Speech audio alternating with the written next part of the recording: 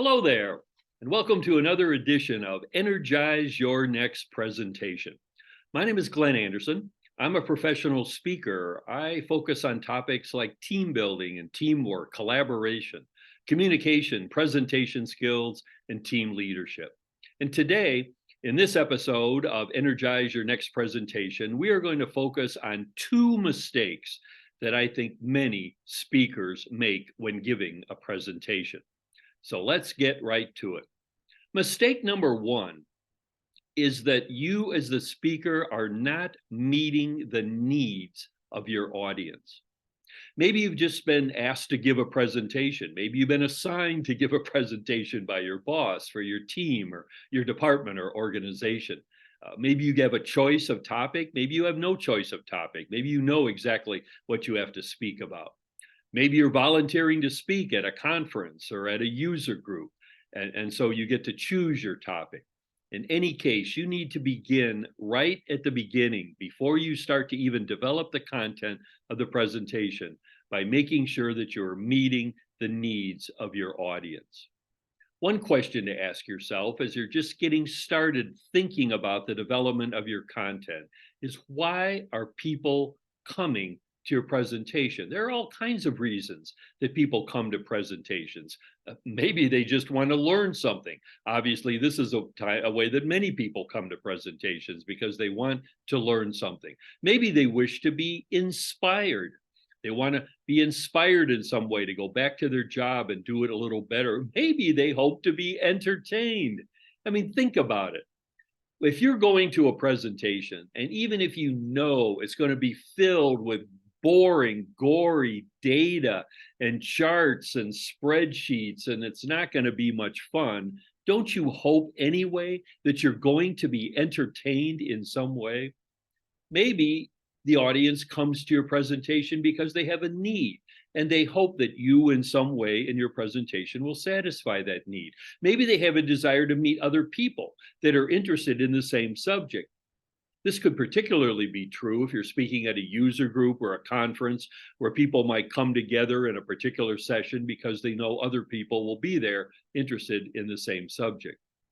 Maybe they simply are seeking a positive experience from you and your presentation that they can share with their colleagues when they get back to the office.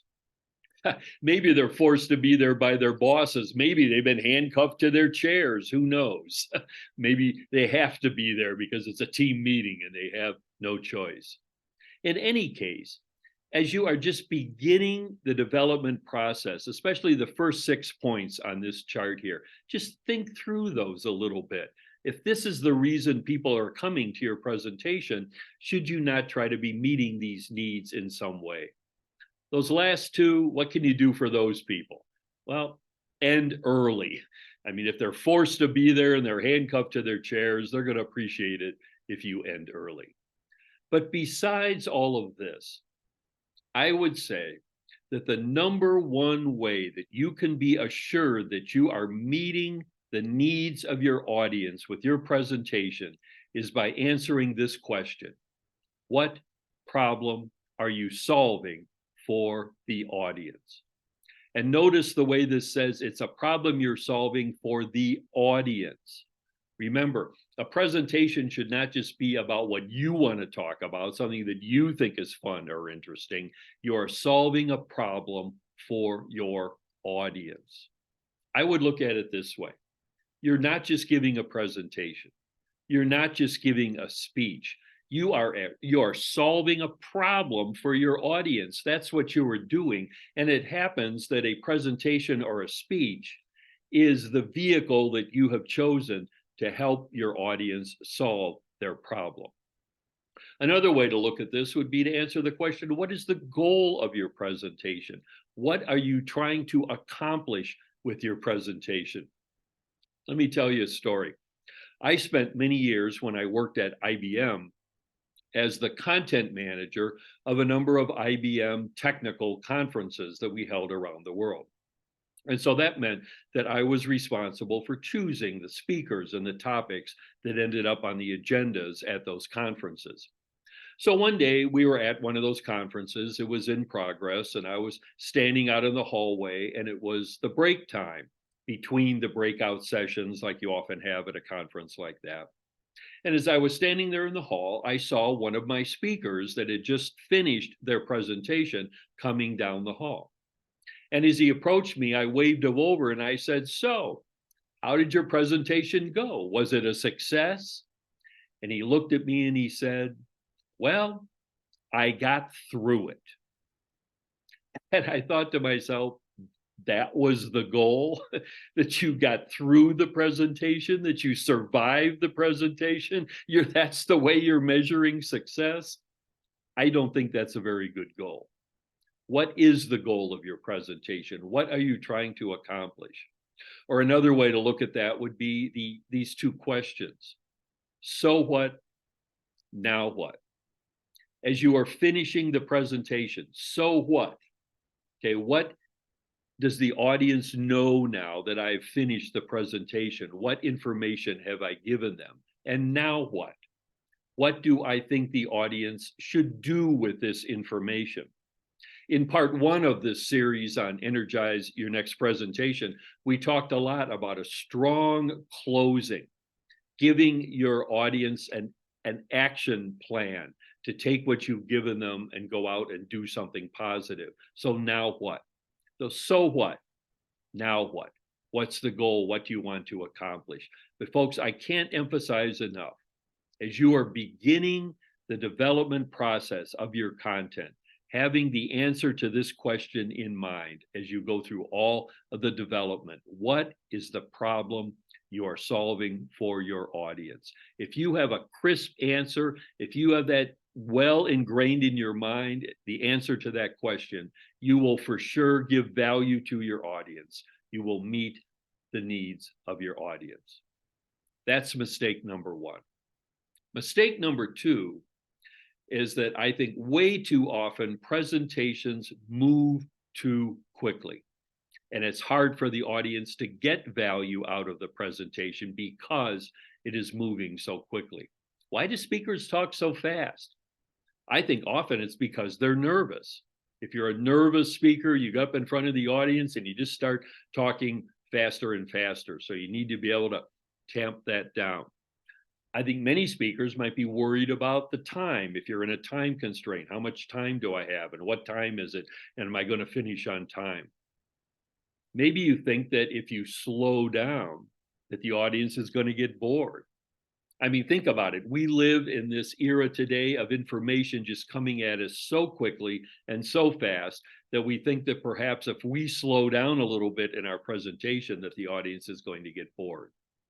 But this is a major mistake, that the presentation is moving too quickly for the audience to really get value. So how can we fix this mistake? Well, first of all, simply as a speaker, remind yourself to slow down. So how could you do that?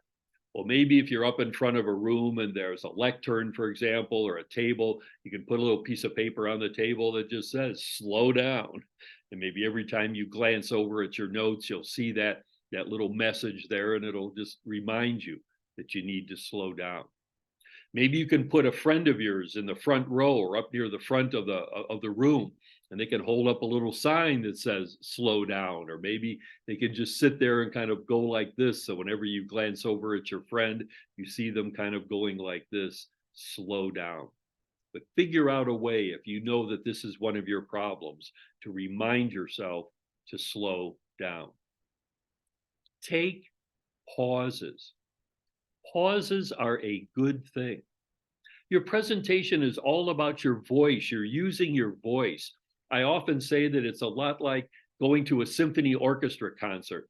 What makes an orchestra concert exciting is when the orchestra speeds up and slows down, when they get louder and when they get softer. And so building pauses into your delivery actually provides variety and variance in your cadence that the audience appreciates. You can build pauses in. One of the things that when I'm giving a long presentation, I often need to pause and take a drink of water. And so that's one way to kind of build in. I've got a little glass of water sitting there on the table, and periodically I just pause and take a drink. That forces me to slow down in kind of a natural way. Have you ever seen a speaker before that says they finish a certain section of the presentation and then they go, "Are there any questions? Okay, let's move on." If you're going to ask for questions, you have to pause and give people the opportunity to think about the fact that they might have a question, decide what the question is and how to formulate the question, bring up the nerve to raise their hand and actually ask the question. That takes a lot of time. And so if you're going to take questions as you go through the presentation, that's another natural way that you can build a pause into your presentation. You ask if there's any questions, you pause, maybe you use that moment to take that drink of water. It slows everything down, gives the audience a chance to catch up. Use pauses to keep your presentation from moving too quickly. Also, you can build in repetition. If you simply repeat some of your key points over and over multiple times, in a way that is slowing yourself down because you're not blasting the audience continuously with new material and new data coming at them so fast, you can kind of pause and repeat what you want them to be taking away from the presentation. Repeat how you're helping them solve their problem. And that kind of repetition can also slow you down. I think one of the biggest issues, one of the biggest problems, one of the biggest mistakes that speakers make is they try to jam too much content into the amount of time that they've been given for their presentation. And so cutting down your material is a key way that you can cause yourself to be more naturally slowing down. How much is too much? You've probably all seen this at a presentation before. The speaker is up in front and they're rolling along, giving their presentation. And maybe after a while, they pause and they look at their watch and they see that they've got 5 minutes left and they're on chart 12 of 53. So what happens? They speed up. They want to finish, right? So they start going faster and faster, moving through the charts faster and faster. Finally, they get to the part of the presentation that you were really interested in, and they blow right through it because they have to finish that presentation in the time that they have. They get to the end of their time. They're not done yet. They continue. They're determined to get to the end. People get up and start walking out because it's beyond the end of the time. The speaker's still up there trying to finish. Nobody's listening to them anymore. This never ends well. So how much content fits? You need to think about that as you are developing the presentation. Folks, this isn't a problem that you solve after the presentation is complete. This is a problem that you solve while you are developing the content, when you're creating the outline of your presentation. There is a myth in presenting.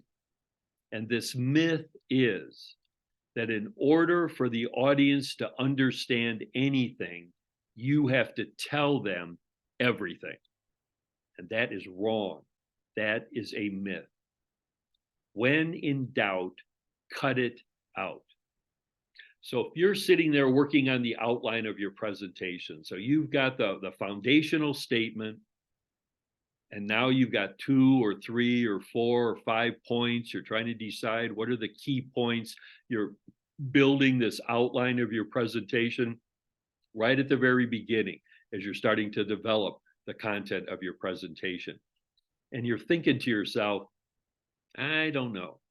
I got 4 points here. I really want to include this 5th one. I'm not sure if it's going to fit in the amount of time I have. Folks, when in doubt, cut it out. If you don't think that 5th point is going to fit, it's not. And so you need to think about how many points, how much time is it going to take to cover each point? And if you know that you've only got 30 or 45 minutes for your presentation, and you've got all these points you want to cover, and you really know that when you dig into it, that each of these points is going to take 10 or 15 minutes to cover, it's not going to all fit. This is not Back to the Future here. Time is not going to stop for you. It's just not going to work.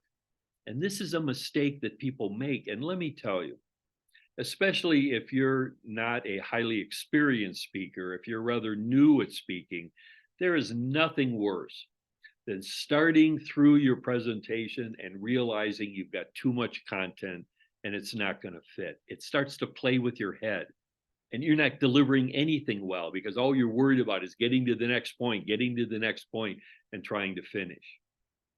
So people often ask me, well, what is the right number of charts? And my answer to that is always, well, do the math, right? I mean, if you've got a 30-minute presentation and you know that each chart is going to take 2 or 3 minutes to cover, do the math. How many charts are going to fit in a 30-minute presentation? Not 40 or 50. But I see speakers doing this all the time, jamming too much content into the amount of time that they've been given. And then they end up presenting too quickly, and the audience is not getting value. So how do you know that each one of your charts is going to take 2 or 3 or 5 minutes? You need to practice. Folks, I get asked all the time, all kinds of questions about being a better presenter, being a better public speaker. And most of the time, the questions could be answered with this one word: practice. So if you're concerned about how much content you have and it's going to fit into the time that you have been given, you need to practice. You need to get up and practice the presentation, and you need to say the words out loud, not just sit at your desk and look at the charts and think about it in your head. You've got to say the words out loud. You might have a chart that maybe it's kind of a complex chart. It's got a lot of a graph in it, or a configuration, or a whole bunch of data in a spreadsheet. And you think to yourself, I can cover this in 2 or 3 minutes. And then you practice and you put that chart up on the screen and you stand there and you talk through everything that you're going to say, and you find out it's going to take 8 minutes to cover that chart. And that's what's going to get you in trouble. When you find that out, when you're actually giving the presentation in front of the audience, then you're in trouble. So practice, practice. Get up and say the words out loud and make sure that you know it's all going to fit. There is nothing that destroys a presentation, that ruins the good time you're having as a speaker more than when you realize that you've got too much content and it's not going to fit in the amount of time that you've been given. And so you speed up. And so this is the second mistake that speakers make. Presentations move too quickly. So it's an art, folks. It's really an art to thinking about, what can I fit in the amount of time I've been given, and do a good job for the audience to be able to slow down and take value away. If you're just trying to jam too much data, too much content in, the audience, they don't take anything away. They take more good information away when you offer them less. They learn more when you give them less. People don't believe that, but that is absolutely true. And so all these ideas I've given you here in the last couple of minutes will help you solve mistake number 2, when presentations move too quickly. Last time in the first edition of Energize Your Next Presentation, I showed you this list of reference material. I'll just put it up here again in case you missed it that time. A lot of great books here, things if you want to read more, some good websites, a lot of great information down there on the websites, on the Toastmasters website, on the speakerhub.com/skillcamp website. Lots and lots of great tips and techniques that can help you. So I say this every time. You will deliver value to your audience if your presentation provides some inspiration, if it gives them the information that they need, and provides some sharp, unique insight that you bring to that information. And I love to end with this quote: they may forget what you said, but they will never forget how you made them feel. Folks, if you eliminate that first mistake, if you give them value, if you answer the question, the problem that you are solving for the audience. You're going to make them feel good. And then if you have the right amount of content, so you don't have to talk so quickly, so the audience can sit back and absorb what you are saying because you're not moving too fast through the content, you're going to make them feel great. So again, they will never forget how you made them feel. So that's this edition of Energize Your Next Presentation. Hopefully you can eliminate these two mistakes that many, many speakers make.